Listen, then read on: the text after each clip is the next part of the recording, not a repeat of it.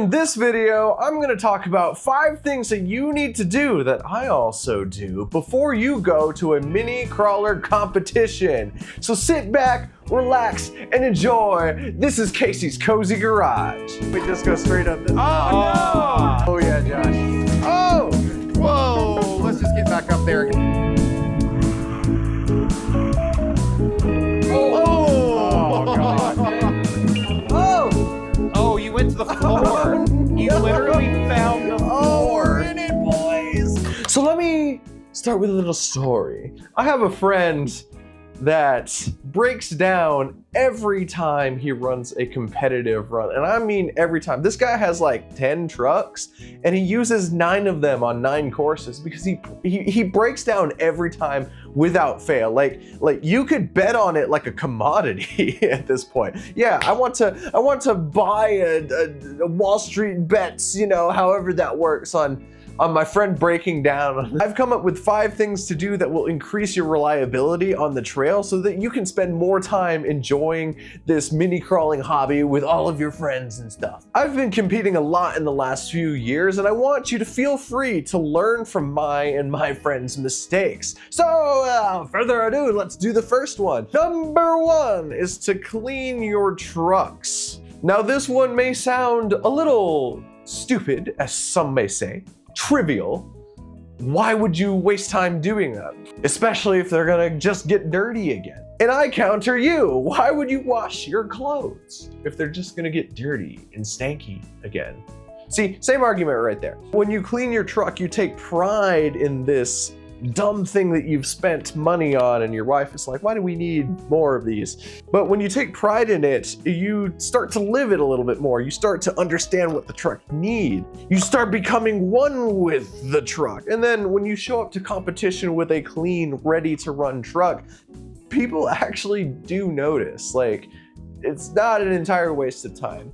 The next thing about it is I kind of think that clean tires give you a small competitive advantage. Now some people run with dusty tires the whole time and do just fine. But that dust can't be helping the grip. But most importantly, you will find loose screws, loose parts, and you'll discover problems on your truck that you didn't know were there. A lot of the times I'll see if a tire was pinched wrong in the bead lock and it's about to come off, or if a wheel is loose, or if a shock is not mounted correctly, and especially on the steering linkage, which sees a lot of stress and forces, they can wiggle those bolts loose even if you Loctite them. On to number 2. This is gonna sound really obvious, but fix what you discover is broken. There are some parts that are hard to get to and you're gonna sit there and go, I mean, it'll probably run.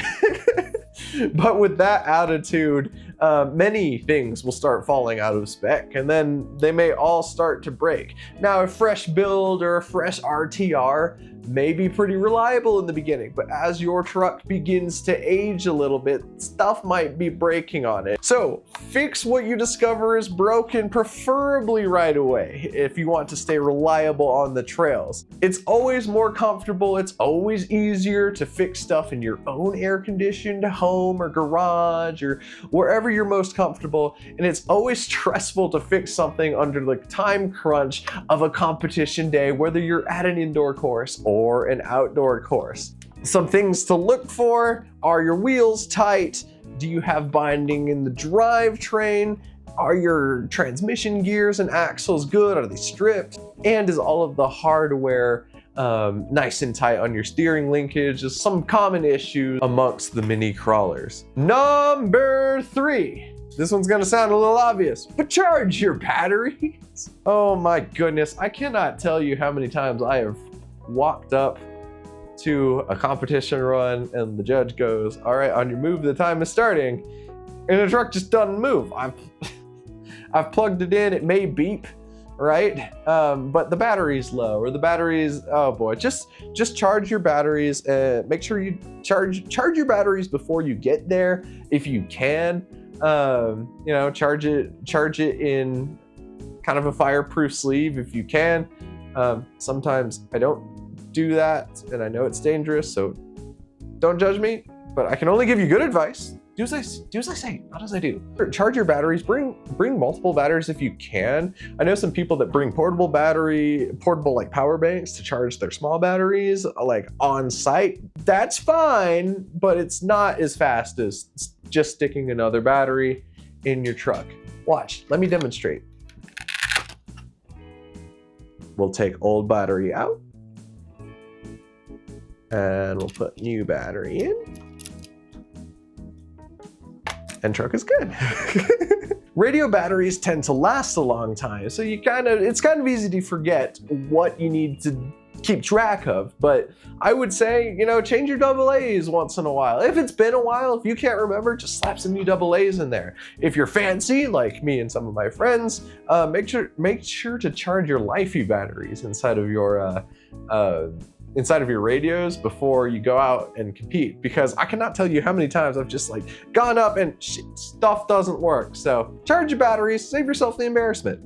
Number 4, so before either right before you leave or right before you do your competitive runs or get in line, you need to do a small test run. Make sure everything is right so you don't hold yourself up and the judge that's judging you and the people in line that want to run that competition course as well. Just plug everything in, turn everything on, make sure the steering works, make sure you have throttle, the truck isn't binding up and it runs well. Yeah, this has been a crux of a lot of us. We'll show up, we're super excited, and something doesn't work, whether a battery is dead or something actually was broken that we didn't miss before. Yeah, just save yourself and save your friends around you the eye rolling time of why weren't you just prepared? Be a little prepared and you'll have a much better time.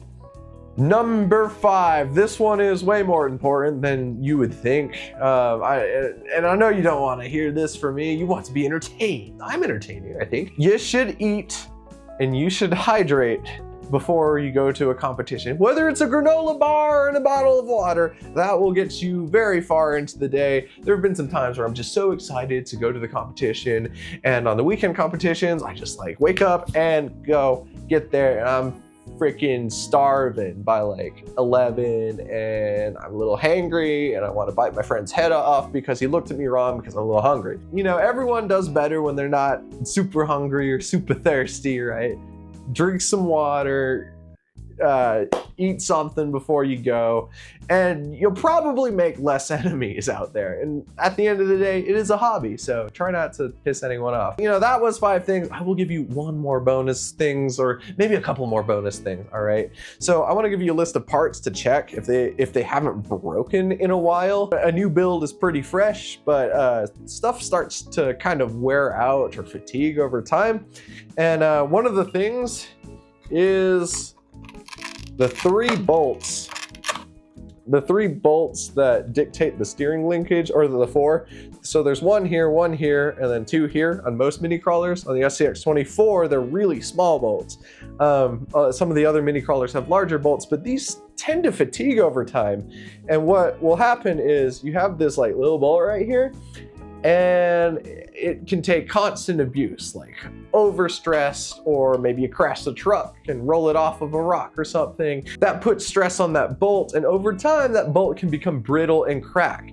And so you're thinking, oh, I'll just replace it. Well, the thing is yeah, it's hard to grab this bolt once it breaks. You might just have to drill it out and go a bolt size bigger, and then you have to go to your Ace Hardware and be like, do you have an M2 bolt? And they're like, no, that's too small, which is definitely not happened to me. So check your bolts, and if you've gone 3 months of hardcore competition driving and personal driving, just replace them before they break and you have to buy a new knuckle or buy a new part or try to drill out your existing part. So replace those things, the out shafts, the cups, or whatever the wheel attached to, I can't remember the name right now, those tend to get fatigued and crack over time if you're really tough on them, especially on the stock axial axles. I had one break after a year, kind of unexpectedly, and it's because of all the fatigue that has gone on with that. And then another thing is brushed motors do not have an infinite lifespan. So brushless motors can essentially last forever if you don't overheat them, but a brush motor will eventually wear out, whether it takes a year. I've had some burn out in a couple months and a couple weeks, and I have had some last years. But keep in mind that, you know, brush motor is cheap. If yours is really old, go ahead and replace it, because they don't last forever. Another important bonus tip is how you drive and how heavy your rig is vastly determines how reliable your rig is going to be. If you're sending the thing off of jumps, it'll probably break sooner as you put more stress on the parts, right? That problem is compounded even more when your truck weighs like 2 tons, right? So lighter trucks tend to do a little bit better reliability wise. So like however heavy you make your truck, just know that the more weight makes it easier to break, essentially. So you almost have to like kind of be a better, more conservative driver as your trucks get heavier. But if you have a nice and light truck, just send, you know, like it makes it a little bit easier to send it off of big jumps and, and stuff without breaking it. But mind you, if you're tough on your trucks, you're gonna have to be replacing parts a little bit more. And then the last tip I have is that if you build your truck out of common parts, they're usually cheaper to replace, easier to find. A lot of people have extra parts out there. So if you build an axial SCX24 like this one, that one, this one, like that one in the corner, right?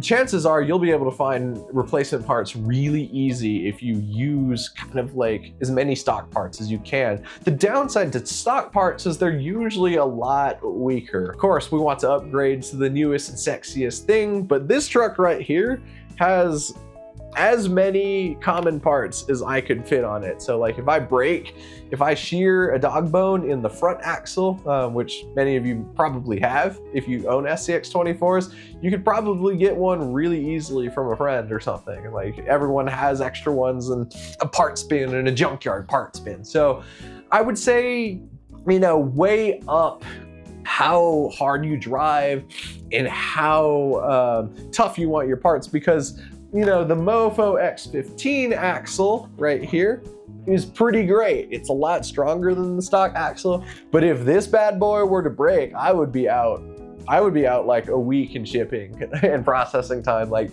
going to Mofo RC's website and ordering that part to replace it and fix it. So I wouldn't say shy away from expensive, nice parts, but I would say keep that in mind if you're trying to run kind of a competition program.